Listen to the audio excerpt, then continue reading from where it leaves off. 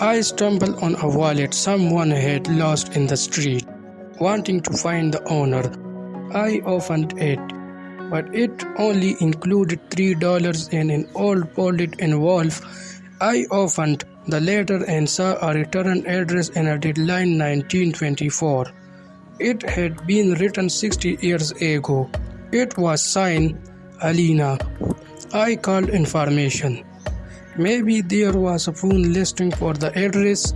The operator hesitantly told me there was a number, but the best she could do was call it and see if they wanted to be connected. I learned that Alveena was now living in a nursing home and was giving the number.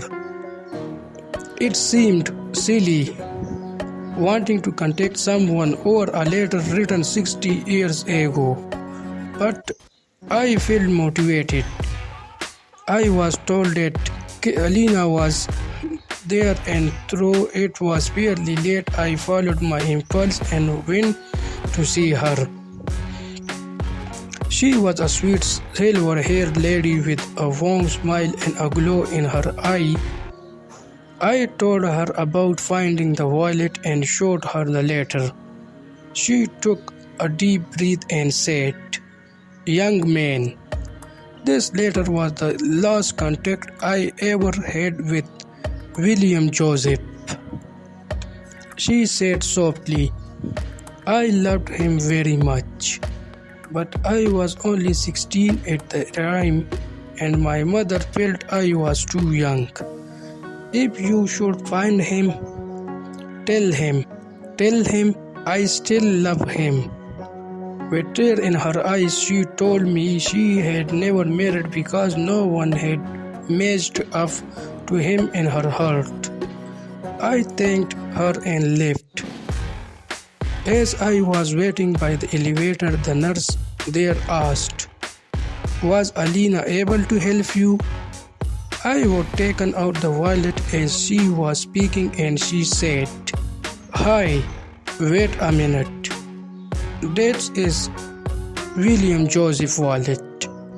I would recognize it anywhere. He is always losing it." My hands started to shake. "Who is William Joseph?" I asked.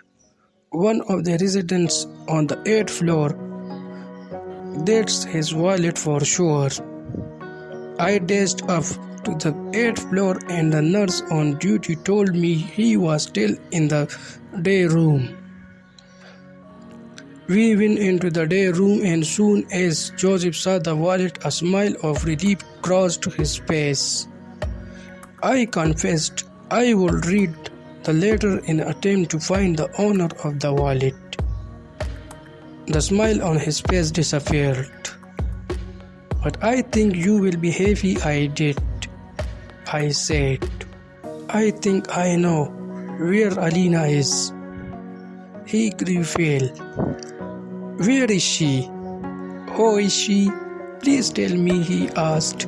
"She is fine," I said quietly.